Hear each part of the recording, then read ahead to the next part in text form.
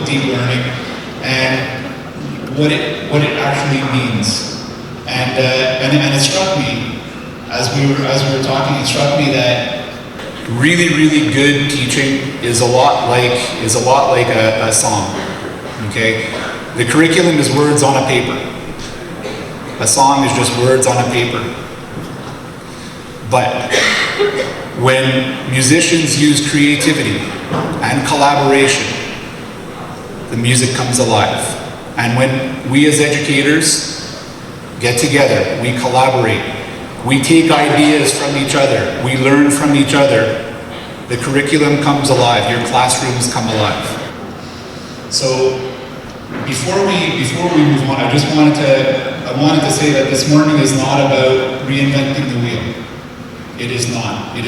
Our hope is that you walk away from here, you get a chance to see some colleagues that you haven't seen in a while, you walk away with some smiles, but our hope is that you walk away with some ideas about how you can adapt different ideas to how you do it.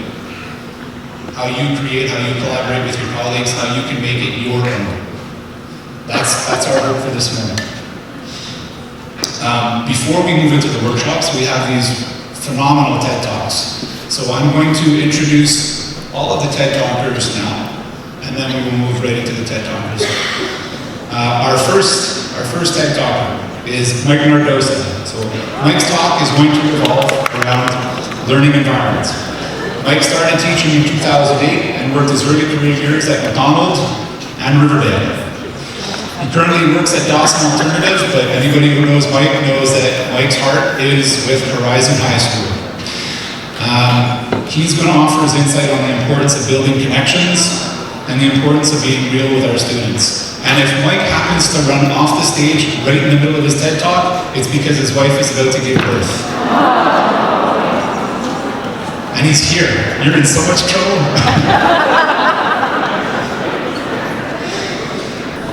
Next up, after Michael, is going to be, and speaking on learning partnerships, is going to be Marcello Sicoli and Gianni Panzera.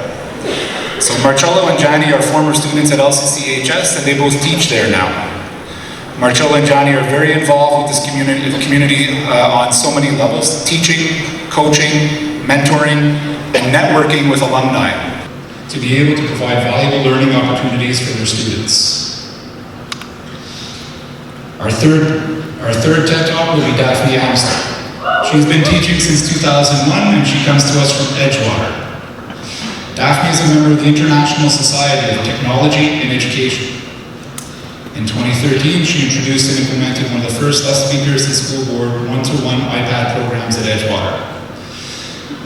She has been leveraging digital ever since. Daphne is a firm believer in deep learning, and she challenges her students with cross-curricular learning opportunities that promote collaboration, creativity, critical thinking, communication, character, and citizenship. Last but not least is Erin Bradley. Ms. Bradley comes to us from PCHS. She started working in 2009 after a stint in the corporate world.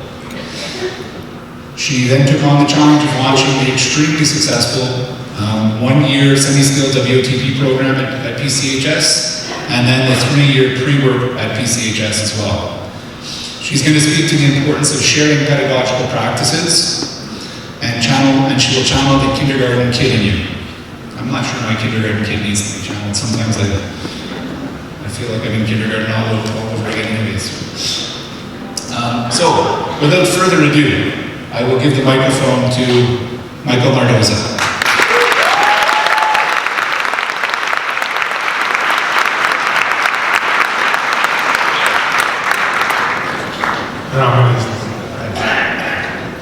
Well, as Mr. Schusterman said, I'm surprised I'm here. In all honesty, I thought my wife would have been with us by now, but hey, I'm here and I'm glad to be here.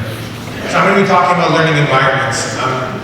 Starting at Horizon High School 9 years ago was a very interesting experience, to say the least. A lot of things went through my head at the time, not knowing, what to expect, unsure as to who the kids were. The high probability of getting shanked at any given moment. Right? These are all things going through my head. Your typical concerns in any normal working environment. Now, to address one of my concerns, one day in early June, once I had gotten the position, I went in to introduce myself, but to also take a look at who these students were. And as I went through the list, there were about 100 names, and out of that 100 names, I recognized about 15 of them from my two previous teaching contracts at Riverdale and O'Donnell High School. And that sense of uneasiness really began to be lifted. Of the 15 names, I had amazing relationships with 14 of them. And obviously, the story's going to be about that one kid whose name stuck out like a sore thumb. Let's call this student Sherman. Sherman was a student who I had the absolute pleasure of teaching for my 2 years at Riverdale. And for those of you who taught with me during those years, I have no problem reminiscing about the joy he brought to our lives every single day. Just like the Shermans in all of your classrooms, he showed up every single day. Now, when I had left Riverdale, and this is no word of a lie, I actually thank God I would never have to see this kid again. But lo and behold, as I'm looking at this distant horizon, Sherman's name pops up. And then, whoever was responsible for making the schedules, I had Sherman for not only history, but math and phys ed. So, I have to say my concerns about getting shanked at Horizon High School were lifted that day. Because my concerns then shifted to, am I going to become the perpetrator? I had no idea how to survive another year with Sherman without going full Italian, calling up cousin Tony and being like, listen, bro, this Sherman, he's got to go. He's got to go. But now, obviously, 8 years later, I'm standing here. I have my freedom. I have my teaching license. Everything is still good. You have to figure things out pretty well. The reason why I'm telling you this story today is because over the next 2 years of having Sherman in my class, and the next 7 years at Horizon and now Dawson Alternative, my relationship with Sherman has turned into an actual friendship. After Sherman had left us, he ended up spending 4 years in prison, and while he was inside, I managed to keep in touch with him. And I remember when he was getting released, we spoke a lot that upcoming week after, right before he was going to get released. And when he came out, I brought him to register for Adult Ed. I brought him to church with me on a Sunday morning. And to this day, we still speak on a bi-weekly basis. I try to be that positive voice in his life of the older brother he never had, or that father figure he always longed for. I try to help him in any way I possibly can. And this all stems back to the learning environment that I established with him and all of my students the day I stepped foot in the classroom. My classroom has always been and will always be a place where relationships are met, connections are formed, and these relationships extend way beyond the four walls of the classroom. It's also an environment in which my students feel safe and are able to express themselves and their concerns are heard, whether they deal with education or not. And lastly, it's a place where emotions are managed, both as a teacher, but also as students. Now, many of us are well aware of the trauma-informed pedagogical practices and strategies and TIPS approach, and maybe some of you are not, but as all adults working in schools, it's not something that's only applicable to the alternative system or to low socioeconomic areas. Every single one of us are in contact with broken, traumatized kids on a daily basis.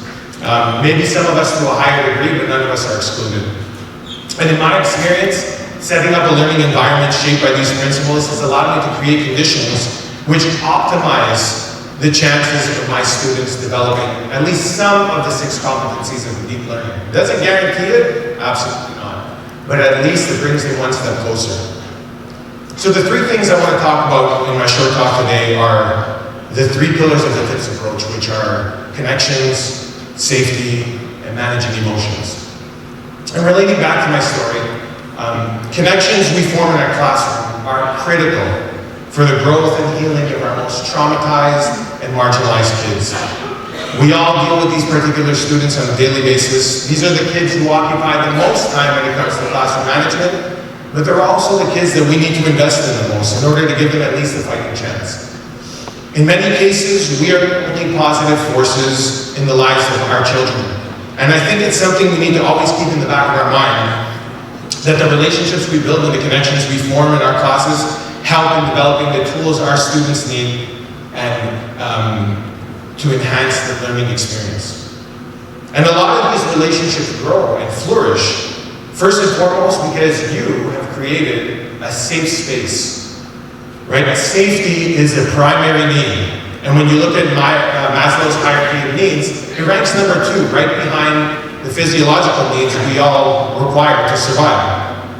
And a lot of our kids lack that sense of security because they've never experienced a stable and safe environment before. And through my teaching career, I've always tried to create a space in which honesty, transparency, mutual respect, and predictability took precedence over anything else. And with these foundations set, even the hardest kids begin to crack. And I have so many stories that I can go back to. But again, I want to go back to that first year teaching at Horizon. We had this student who was your prototypical bad boy.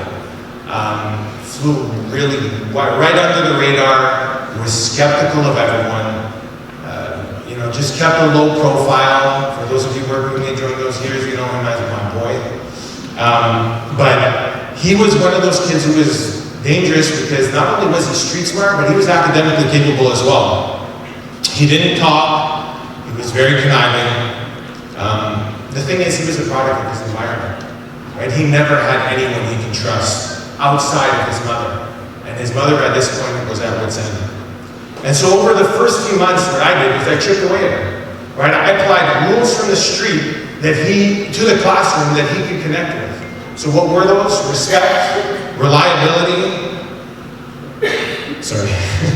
respect, reliability, and trust. And he began to understand that I truly did have his best interest at heart. And I wasn't going to just give up on him. So my classroom became a safe space for him. And I'll never forget, one day in early November, he was packing up his stuff and he looks at me and he's like, "Yo, sir." And I was like, "Oh, yeah." He's like, "You name safe in the streets, I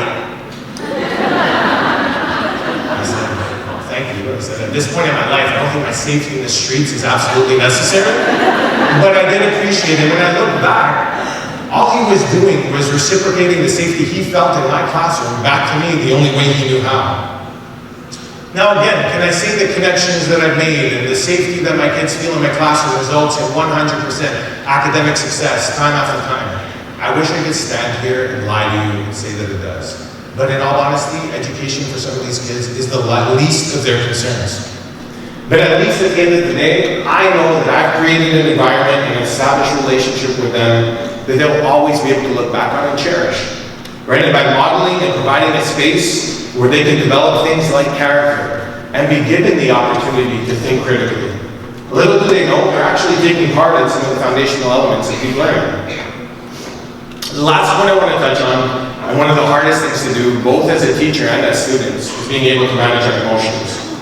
It's not uncommon for these highly traumatized kids to have outbursts concerning what may seem like the smallest of ordeals.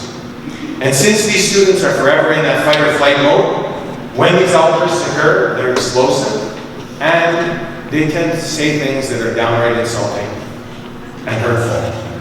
And I had a conversation with a colleague once upon a time who seemed to take these outbursts personally. They had a hard time in realizing that what was said in these moments was not a reflection on them or how they did their job, but rather just a normal reaction by students who are constantly in that state of fear.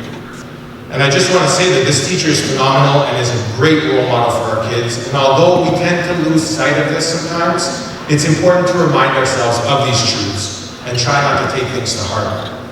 And I know many of you may not have that problem, but if there is an adult in this building today that needs to hear this, it's don't take things personally. The words are not about you. Managing our emotions with very emotionally charged kids isn't the easiest thing. But if we want to not only survive, but flourish with our toughest kids, we need to be able to not have to realize everything. And our kids need to be able to do the same thing. So what I do with my kids is I apply some of these techniques that are kind of textbook, but I'm sure that a lot of you do it too, just helping them reflect on previous behaviors when they're not in that anxious state and developing a plan with them. sitting down, hearing them out, helping them with their self-confidence, helping them feel valued and heard. These are just some things that I've set up in my learning environment that have been conducive to helping kids out. And again, many of you know this, and many of you have much more experience than I do. I'm just sharing what works for me in the learning environment that I've created in order to touch upon some of the elements of deep learning. I'm not a deep learning expert, but in all honesty, and looking at it and reading about it, it's something where a lot of us are applying to our everyday pedagogical practice and we don't even know it. But it's also a pedagogical practice that I personally have bought into, and we as the speakers today, as fellow runners in this race, hope you recognize its value as well. Thank you very much.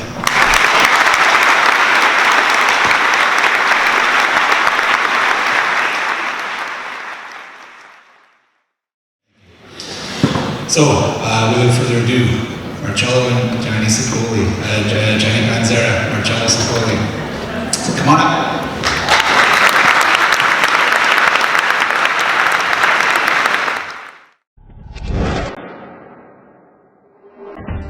Our goal is really to teach the students how to implement scientific concepts that they learn in class into the real world. So the robotics lab gives them that playground. Designing, building, programming, electrical engineering. These are some of the things that really motivate me as a teacher and as a mentor, watching students learn and grow and be able to apply these skills. The beauty of this program is that anybody with any level, they can come in, have a safe place to learn something new and actually explore different things that are maybe out of their comfort zone.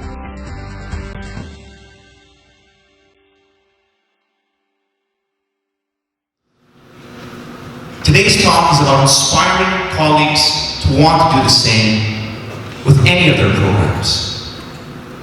Motivating students to be risk takers while modeling it as teachers. We believe in doing so, you can provide an education system that is accessible, sustainable, and that can enrich student learning through collaborative efforts within the community. You know, one thing we often do, as we did, as teachers, is we underestimate the power of our own resources. But we must remember that we as teachers, we breed resources. Each and every day in your classrooms, you are inspiring, motivating, shaping the minds of your students who will go on to do wonderful things and wish to one day give back. Upon opening up our school classrooms to our community partners and leveraging our alumni network, our robotics program gained successes we never dreamed. It was a catalyst that set forth a chain of events that gained momentum at every turn. In a short period of time, our robotics team attended competitions in Quebec City, British Columbia, winning the Montreal Regional, and attending the Detroit World Championships. One of our most memorable moments was winning the Team Spirit Award in BC, an award presented to teams who demonstrate a positive attitude and work collaboratively alongside other teams from across the globe. This could not have been made possible without the involvement of our community members and alumni network in enriching the lives of our students. In fact, many of these successes inspired our robotics students to pursue STEM education at both the college and university level. And many of our robotics students choose to return as active mentors for our program. One day, a few years ago, I walk into Marcello's classroom to say good morning, as I usually would. And before I could say anything, he turns to me and says, "What do you know about our robotics program?" So I say, "Well, good morning. After school program, senior levels, they go by Sonic Howl. I don't know much, to be honest. But very ironic you're asking me this question because I received a call from my friend Arvin last night and he's asking me the same question. What do you know about LCCHS's robotics program?" Arvin Ramanathan graduated from LCCHS in 1994. He's currently the co-founder of Vigilant Global, now the DRW trading company, and Sonic Howl's major sponsor. And just like that, it was our responsibility to continue to develop the program into what it is today, which is not just a robotics team, but a pathway for our students to become community leaders and educators. Gracious professionalism. It's part of the ethos of FIRST Robotics. It's a way of doing things that encourages high-quality work, emphasizes the values of others, and respects individuals and the community. You see, in our first years as coaches, we didn't realize the strong values that FIRST Robotics emphasizes on teams until we looked closer at what other teams were doing to have an impact within their community. Turns out, this is not just about building a robot and battling other robots or competing for a prize or a trophy. So much more than that. This is the definition of deep learning. Alongside robotics competitions, our program took on a life of its own, engaging us in community initiatives like the following. Our students helped design and build a motion tracking camera for rehabilitation patients at the Shriners Hospital. Last year on Halloween, they returned to the Shriners Hospital and gave out candy to the children. They loved it. So much so they asked we return a third time. And so we did, this time with the LEGO Robotics kits. We've sent our IB students to local elementary schools to act as technology mentors. Finally, they worked on multiple Halloween props for this year's haunted house in collaboration with Autism Speaks Canada. Have a look. Our robotics students, which is an after-school program, have been working about 2 months on 3 major pieces that deal with sensors, pneumatics, electrical. So they're really bringing their robotics knowledge into the haunted house. A haunted house for charity. For the past 5 years, one Montreal resident has been turning his home into a haunted house on Halloween night, raising money and awareness of autism.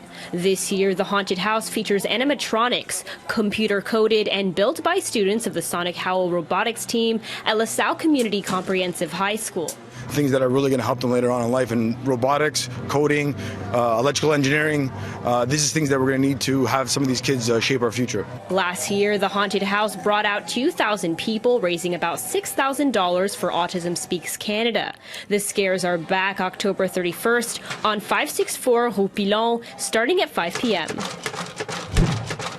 We managed to push the potential as teachers and inspired to embrace new opportunity that took learning to new heights for our students, extending beyond the walls of the classroom. And while many of these partnerships were established, the reality is the relationships were forged years prior in our very own classrooms. Moving forward, we turn to our community to be inspired, becoming better lifelong learners and community leaders for all. In closing, community partnerships do enrich our classroom lessons by giving real context to learning and engaging with others on a human level. Ultimately, we should all be striving to make our schools and classrooms what we want them to be for our own children. 2 years ago, I had the pleasure of inducting Mr. Arvind Manathan into the LCCHS Hall of Fame for being an outstanding community leader. And as I was preparing a speech, I came across a quote written by him on DRW's website. The quote goes as follows: "It's important to always remember we are part of something bigger, a community. Our efforts, no matter how big or small, have a positive impact, and we're so proud of our employees' efforts. They keep setting the bar higher and higher." How inspiring. Thank you all very much.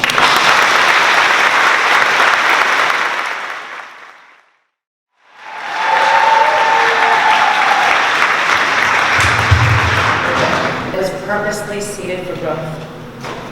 The maple that grew taller, sprouted branches, and turned out leaves each spring, year after year.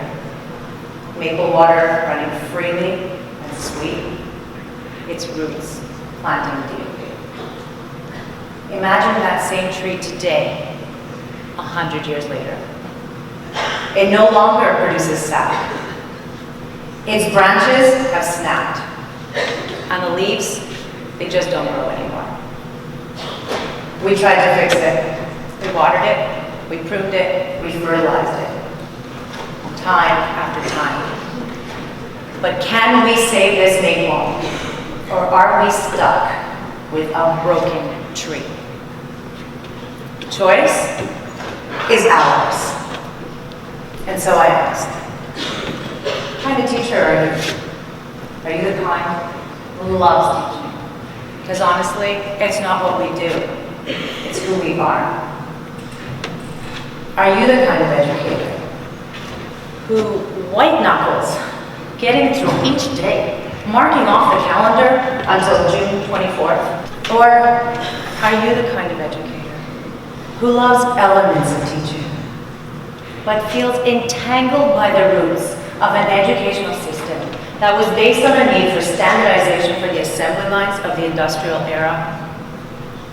Today, technological innovations like the internet, social media, and artificial intelligence have rapidly changed the way we live and what the future holds for our students. Yet, our education system is still based on a foundation that was designed for the world over a century ago. In the words of Sir Ken Robinson, every education system is going through a state of reform right now, and it's not enough. Reform is simply trying to improve a broken model. What we need is not evolution, but a revolution in education. It has to be transformed into something else.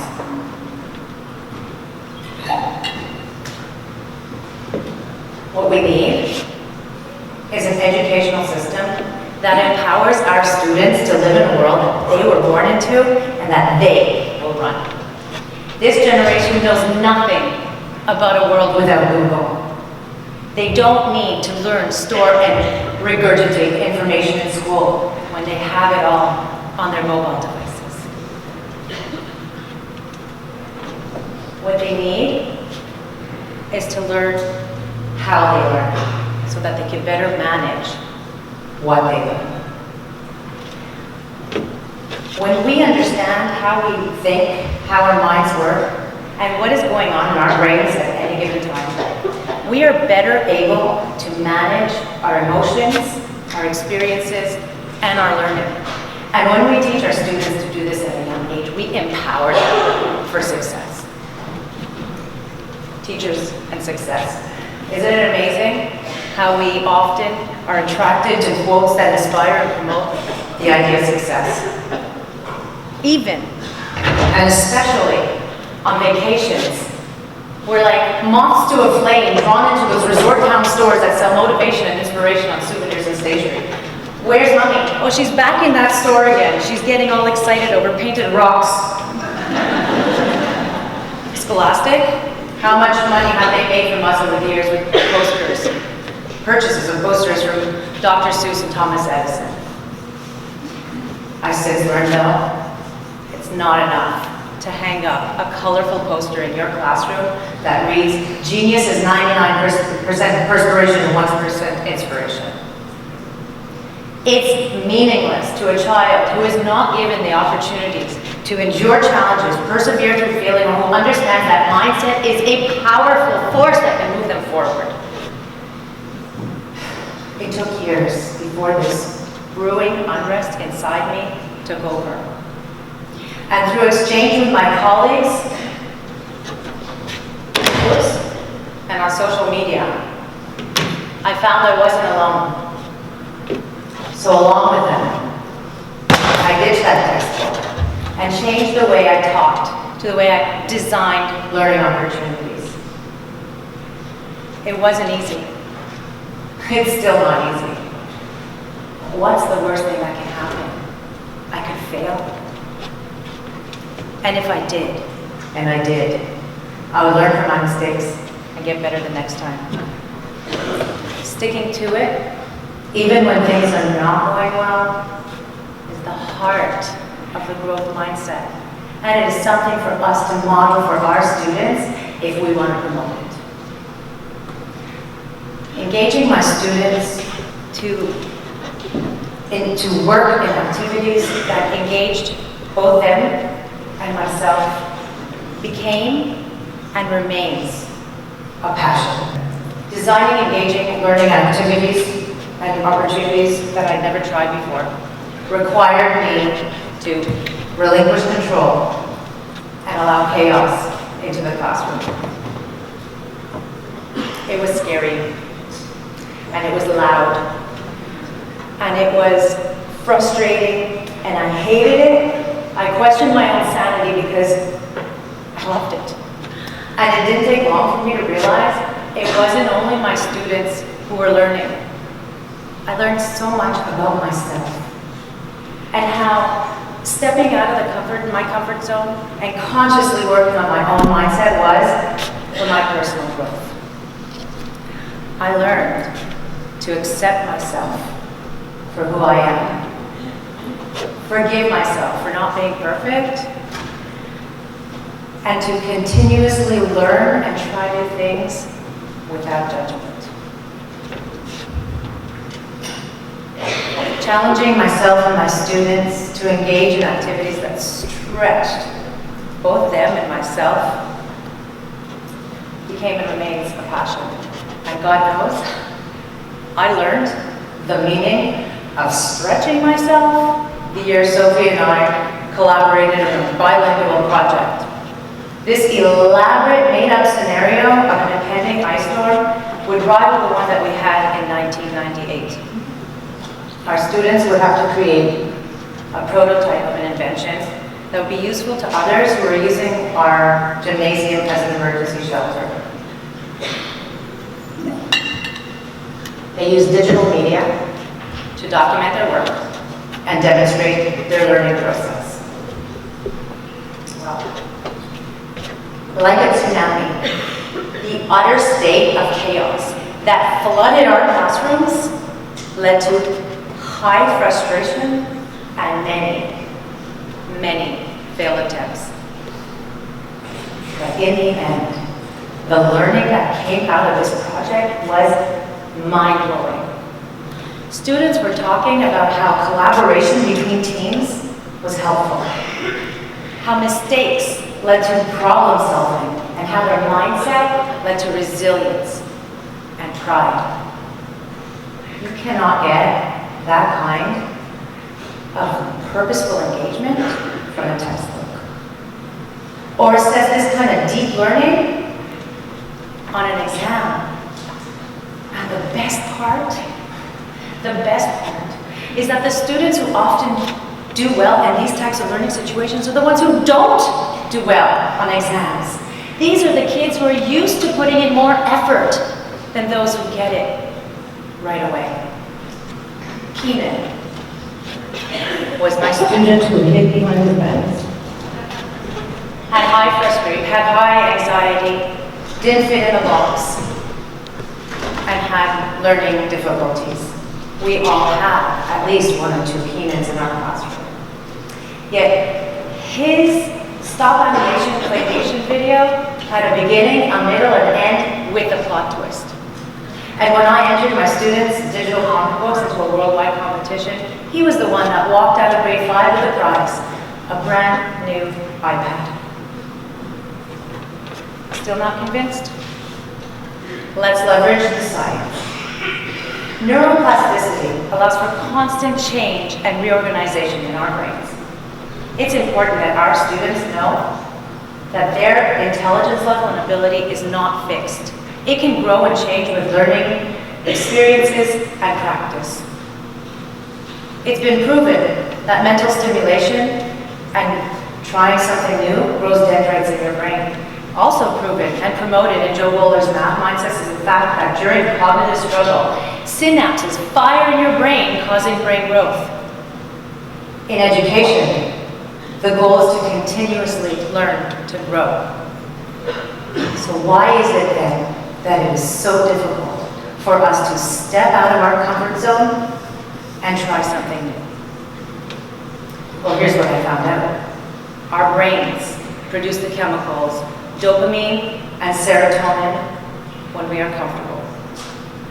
And that makes us feel happy. Familiarity, routine, and control equals comfort.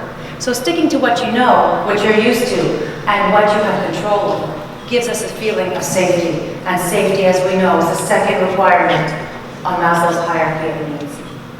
On the flip side, our brains interpret uncertainty and unpredictability as a threat. And this triggers high emotions like fear and stress, which inhibit the release of happy chemicals. And on top of that, produces the chemical like adrenaline, which causes rapid heart rate and sweating.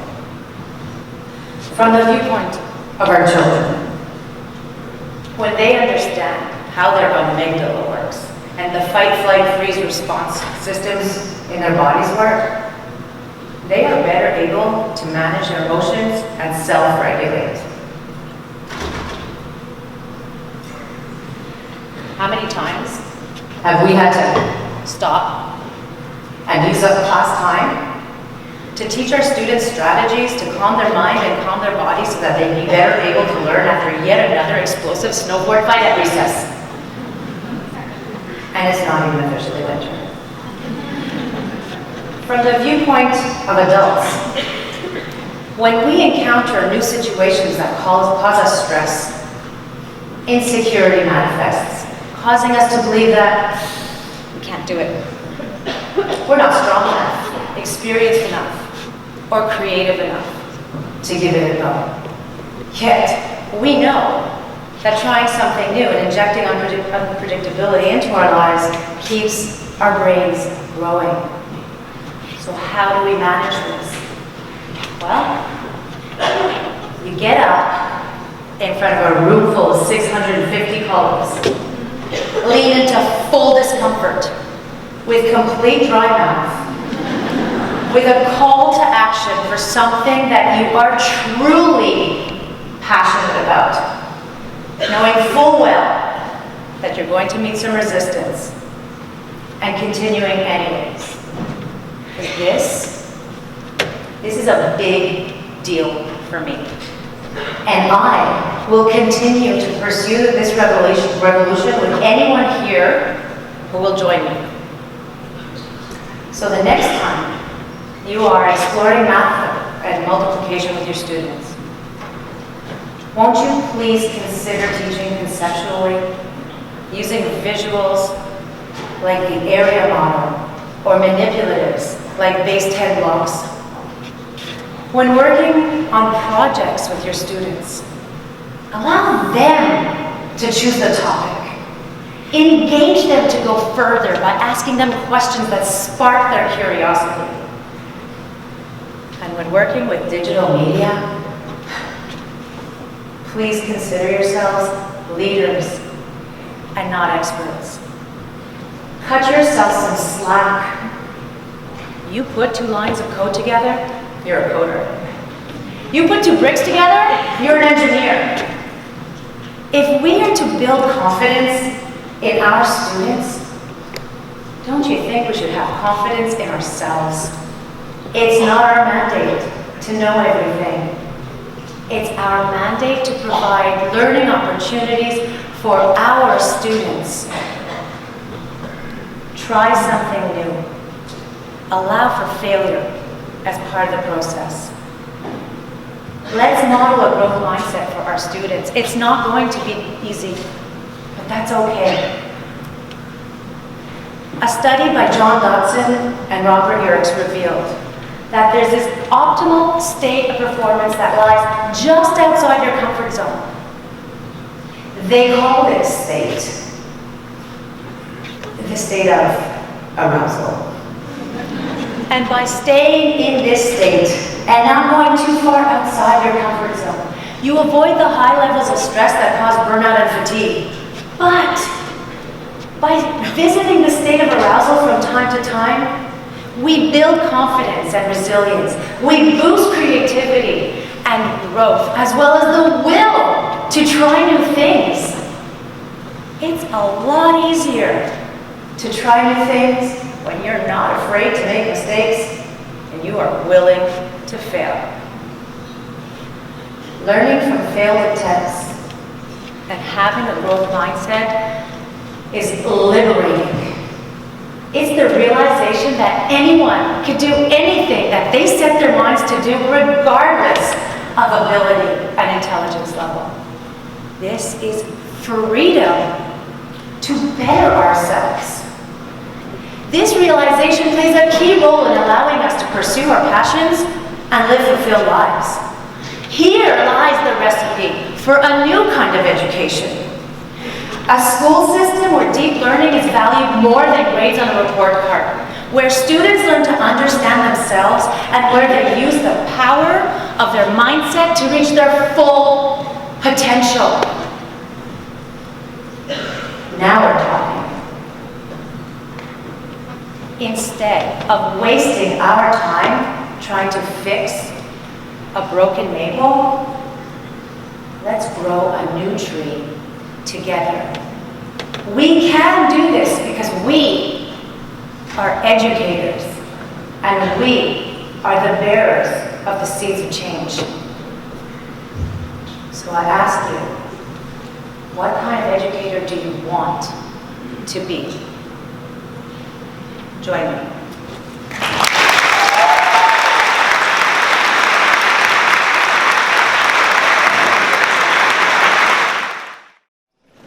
But I'm especially humbled by the fact that the passion that they're showing, ingenuity, the innovation, the creativity.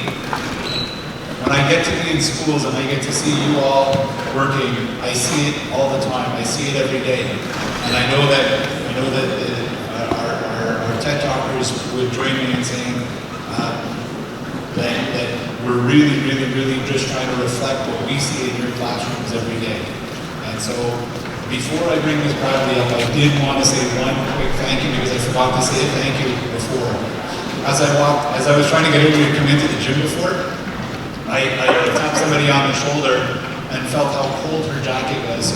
So I said, "Oh, you must have had to park really far. I'm really sorry about that you had to park so far and come in this early in the morning." And she goes, "No, I didn't have to park far, just Beaconsfield."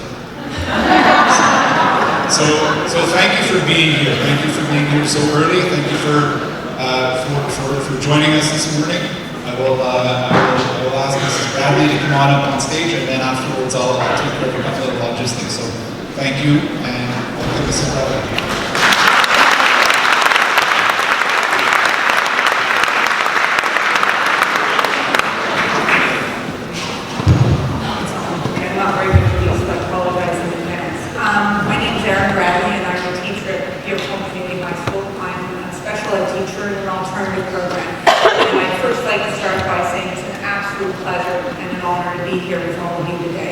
But I think, as you sense from some of my comrades today, I had a lot of angst about getting up here today in front of all of you. And my concern was that I was truly humbled and absolutely intimidated because I thought, who am I to stand up in front of all of my colleagues, experts, and professionals in their own right and attempt to talk to you about pedagogical practices and deep learning. And so I ruminated and perseverated, which is what I do very well when these things wear on me. And when I woke up for about the 5th or 6th night in a row, about 3 o'clock in the morning, I had an epiphany. And I realized that I kept with this by just bragging about all of my colleagues. So you're going to hear a lot about some really fantastic people that I have the privilege of working with. And I'm really excited. And it actually ties in really well because the purpose of today is for us to share our best practices for student engagement and to share our success stories. We all have so many, and often in our profession, we end up working in isolation when what we want to be doing, what we should be doing, is really collaborating more and sharing more and relying on each other more. And that's sort of the perfect segue, I think, for me to the quote behind me. And we get this as teachers. We know that it doesn't really matter how many languages a student can speak or what curriculum that they've mastered, because education isn't just about following or covering our curriculum and our content, and it's not just about getting straight A's. Education is about the development of the whole child as a human being, and in particular the adult that we're hoping to raise to contribute and engage the world around them. And as teachers and educators and mentors, we know we get this because every single day we ask kids, how do you feel? What do you think? What would happen if? We ask kids to think, opine, debate, criticize, ask politely. We ask them to sit down for 5 minutes, walk away for 5 minutes, cool off for 5 minutes. We get it, we understand. And these are the 6 C's that we hear a lot about in deep learning. And again, as my colleagues have explained, it's nothing that we don't already know. We all see the 6 C's as they unroll in all of our classroom activities, our assignments, and our various projects that we're working on. We watch our students as they communicate effectively with each other, as they collaborate, as they're creative, looking for solutions outside the box, as they demonstrate citizenship, being part of Model UN, being part of climate change initiatives. And through failure and curiosity and discomfort, they persevere and they have resilience of character. And this also leads to how we get them to the state that we can really see the 6 C's flourishing, because they can't do it without us. We're pivotal, we're instrumental, and they absolutely need us.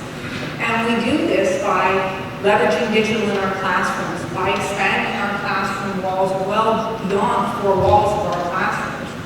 We do this by engaging members of community and leaders in industry, and we also do this by using really rich pedagogical practices. And rich pedagogy isn't one way of doing things, it's many ways of doing it. It's a true fusion. It's holding on to the tried and true that we know works, but it's being open to the innovative ones that are new and make us uncomfortable, but maybe capture the kids' attention even a little bit more. And I have to really highlight here that often when we talk about pedagogy, and in particular when we talk about new pedagogy that's student-centered and student choice and student voice, is that we tend to give direct instruction the stink eye. And it's not fair, because direct instruction works, there's still a place for it, and our students still need us to explain content to them before, during, and even after the activities and the assignments that we're working on. But it's really this fusion that we talk about, is these different approaches for teaching and assessment that really benefit our students and create curious lifelong learners and produce these wonderful learning opportunities for them.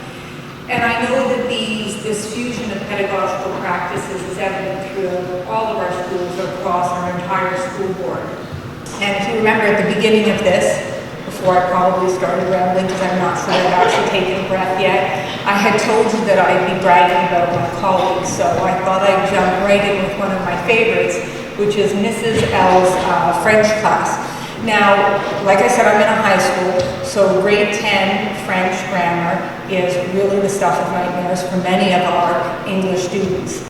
In particular, because in grade 10 they're going to write a ministry exam in which the essay is a component of French grammar really counts, and it's especially difficult. And the key is, how do you turn information into knowledge? How do you get the kids to remember these rules? We know that drills don't always work. So what do?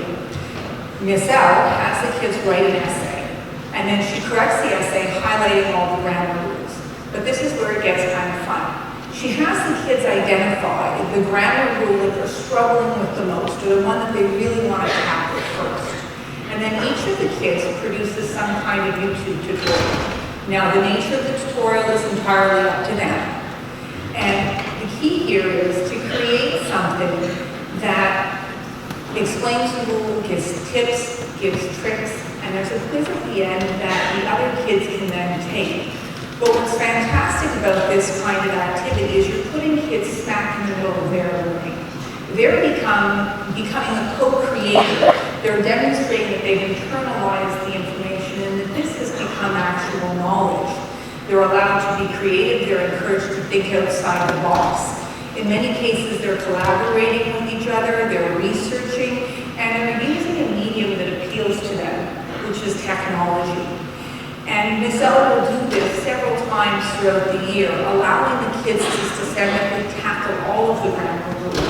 And all of the videos that get posted in Google Classroom, which is great because we know often peer-on-peer working or peer-on-peer teaching works. So the kids absolutely love it. Another one of my favorites, and this is more of a personal level because I did terribly in math in high school, probably math, French, and history, which is why those are the 3 examples I'm using today. But with math, I absolutely love this example because it's whiteboards. Now, many of us already use whiteboards. We use them for all kinds of applications in the classroom. But in this case, it's anyone before. In this case, if you see, there's actually whiteboards that have been mounted on the classroom walls. And so math class simply begins with an equation up on the board. And this is grade 9, grade 10 math. And in walk the kids, and they know right away they're going to break up into their groups and they're going to tackle this math equation.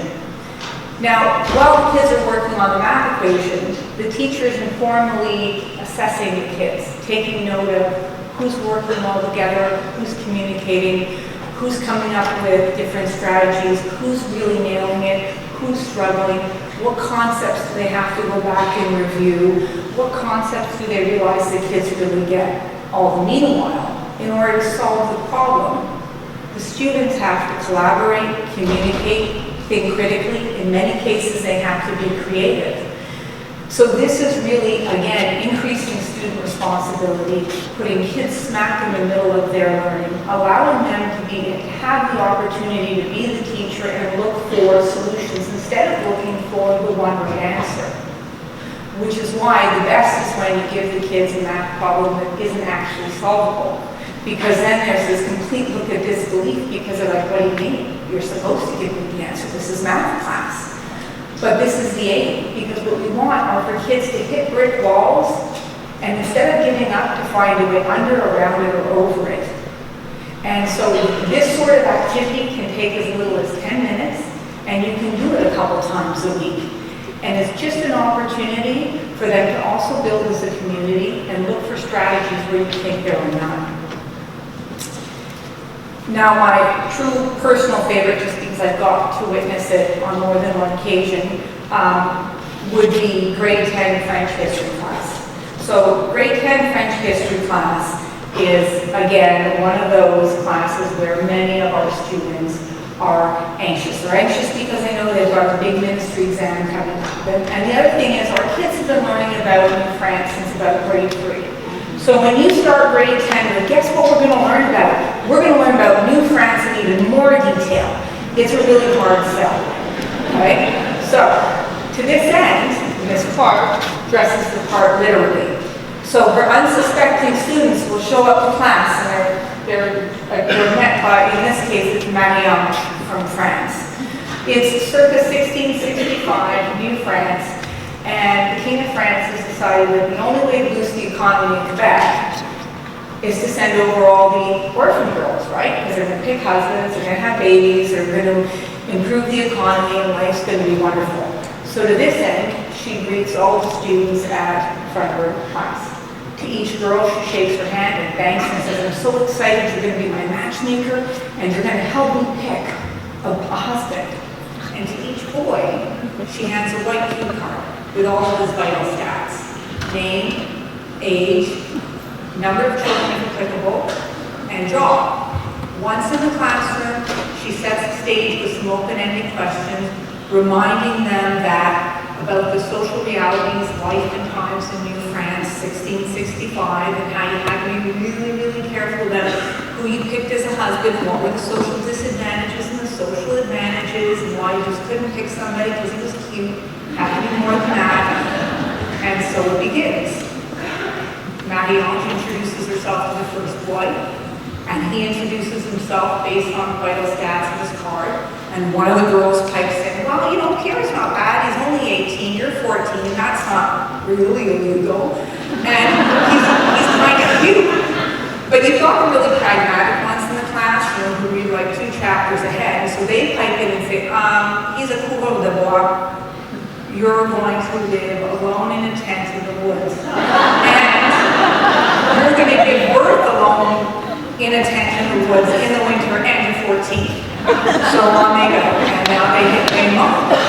Well, Raymond's a butcher, you know, he's 35, it's not terrible, it's not like he's 65. He's a butcher, you'll have a house, you'll have food, you'll have security, it'll be good, you'll be set. Again, you know, really pragmatic ones in the class. Excuse me, he has 6 children, his other wife died. You're gonna raise all 6 and have more and they're only 15. And so the discussion goes while the kids are applying what they're learning about the social system and the realities and the economic realities of life in New France circa 1665. Now, all the meanwhile, the kids are co-constructing their knowledge, they're collaborating, they're communicating, they're having fun, they can relate to this, and they think it's authentic and meaningful. And Ms. Clark doesn't do this once a year, she does it several times a year, and she is happy to have drop-in visitors. If ever you're around our neighborhood, you're welcome to come online. On a personal note, I teach pre-work, which is an alternative program for kids with special needs at Careful Community High School. So I have a group of about 14 kids who are with me all day for all their subjects. And in the spring of 2017, I was team teaching with a colleague of mine, Megan Geiger. And we were team teaching 2 of our alternative programs at PC. And we were in the throes of the unit on the residential school system in Canada and children's rights when my then principal asked me to attend an art workshop, and so she asked me to go, so I said, of course I'm going to go, and I thought, why is she sending me to an art workshop? Art in my classroom is a mandala and a box of coloring pencils. I'm not a teacher. So off we go to this art conference, fortunately with an art teacher, Roxanne Claire, and it was incredible. This art workshop was put on by EDSCA, which is the Montreal Museum of Fine Arts, wanted to find a way to make art accessible to people, and to teachers in particular. So they created an interdisciplinary online platform that encourages teachers to have their students examine art and use art as a lens to consider social issues and social themes across all content in high school. Math, science, English, all of it. As a result, they invited our students to create a piece of artwork that would communicate their understanding of the residential school system and of children's rights in Canada. And the children were invited to do it through the lens of peace and justice. So examining 2 pieces of art and then taking that and using it as inspiration to create a piece of artwork. Now, it's important to say that for kids in alternative programs, or particularly kids with special needs who don't think that they shine at all, to be given an opportunity to be part of something this big was really, it was humbling. And then they found out that we were the only school in Western B that was actually going to be participating. So then they were beside themselves. They were very excited. And the kids worked tirelessly because they were so desperate to create something that communicated their understanding of their frustration with the injustice that they had learned about. And the only limitations they had were if we had time to do what they wanted to do and if we have access to some of the material that they wanted. And in the end, they created a beautiful black and white multimedia piece of artwork complete with English language elements because there was blackout poetry from the official apology letter. And they created this beautiful piece. The school ultimately became involved because the piece was substantially large enough that the kids had to work out in common areas. And this allowed for the kids to have to explain to other kids what the project was about, as well as teachers who wanted to understand what this project was about. And so this was entirely student-centered, student choice, student voice. This was an opportunity for them to communicate their understanding and their frustration with what they learned. And across the center of the piece of art, it actually says Pearson, and while most people think it says Pearson because it's our board, it actually says Pearson because throughout our investigation, the kids found out that Pearson actually had received the Nobel Peace Prize. And they felt that around the theme of peace and justice that it would be most fitting that the name be at the center of this. And so after they create this piece, they then all got invitations because the Montreal Museum of Fine Arts decided to host a vernissage in which they invited all of the schools that had participated. And so in June 2017, the kids headed down to Armstrong Museum of Fine Arts, where they had an actual vernissage, and they even made it in the suburban newspaper. So they were even, now absolutely beside themselves, excited. So this beautiful piece was entirely created by the students, for them to share their understanding of something that it was a unit we had worked on for 2 months, so we were extremely proud of them. And this leads me to my final slide, which is one of my favorite quotes, and it's by John Dewey, and it's that education and preparation for life education is life itself. And our ultimate goal as educators is ultimately to create rich learning environments in which our students are curious and are inspired to be lifelong learners. We want our students to collaborate and work together, to communicate and to be creative, and they can only do that if we're there to provide the foundation and if we're there to help them do that. And that's why it's so important that we continue to work together and share and collaborate, and never think that any idea is too small to share. Never think that any one resource you have is something somebody already has. Share it, because we're really what each other needs. And I guess on that note, I say let's just keep doing what we do best and keep sharing, and thank you.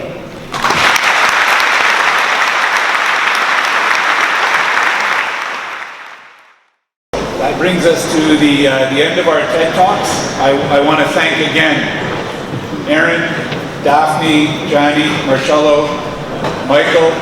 Thank you so much. All of the hard work that you put in, excellent. Really, really, really enjoyed your talk.